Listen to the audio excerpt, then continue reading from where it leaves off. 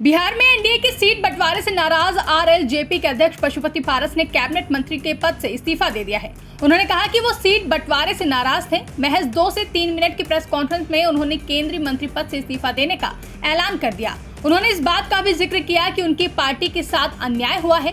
पूरी ईमानदारी के साथ उनकी पार्टी ने एनडीए की सेवा की है। पारस ने कहा कि वो पीएम मोदी के आज भी शुक्रगुजार हैं, लेकिन उनके और उनकी पार्टी के साथ नाइंसाफी हुई है, इसलिए वो कैबिनेट मंत्री पद से इस्तीफा दे रहे हैं। साथियों, कल एनडीए गठबंधन के द्वारा बिहार में 40 लोकसभा सीटों के लिए किस दल को कितना सीट मिलेगा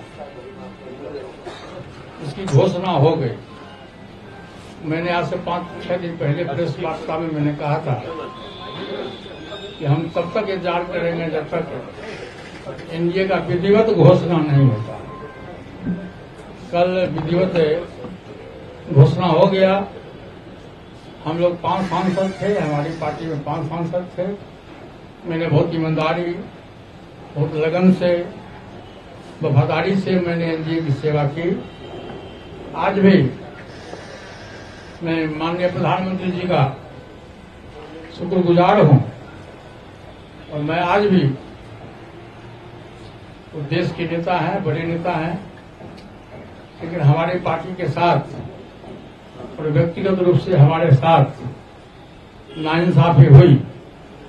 इसलिए मैं भारत सरकार के कैबिनेट मंत्री से मैं त्याग पत्र देता हूं।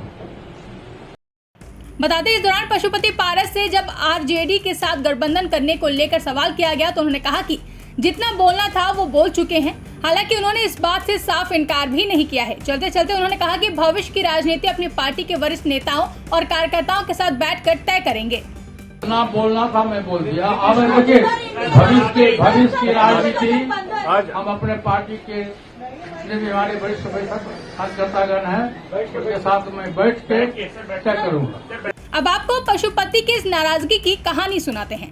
दरअसल 18 मार्च को बिहार को लेकर एनडीए में सीटों का बंटवारा हो गया, जिसमें बीजेपी 17, जेडीयू 16, चिराग पासवान की लोजपा, रामविलास को 5, मांझी की हम और उपेंद्र कुशवाहा की आरएलएम को 1-1 सीट मिली है, जिसमें पारस की पार्टी आरएलजेपी का खाता ही नहीं खुला। आरएलजेपी को एक भी सीट नहीं मिली, जिसको लेकर पशुपति पारस से लेकर उनकी पार्टी के नेताओं में भी नाराजगी है।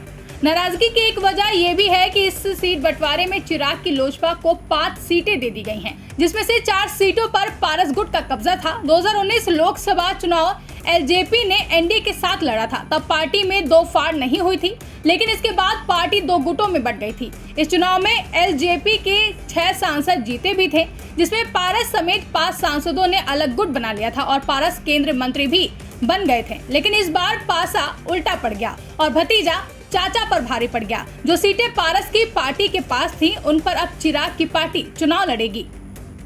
वहीं चर्चा इस बात की भी है कि पशुपति पारस हाजीपुर से चिराग पासवान के खिलाफ चुनाव लड़ सकते हैं।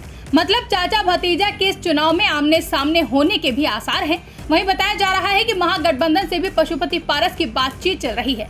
कयास लगाए जा रहे हैं कि पारस महागठबंधन के साथ भी जा सकते हैं। अब देखना अहम होगा कि आगे क्या कुछ होने वाला है। ब्यूरो रिपोर्ट, इंडिया पब्लिक खबर। फिलहाल के लिए इस खबरों में बस इतना ही। देश और दुनिया की ऐसी ही तमाम बड़ी खबरों के लिए हमारे YouTube चैनल को सब्सक्राइब करें और बने रहें इंडिया पब्लिक खबर के साथ।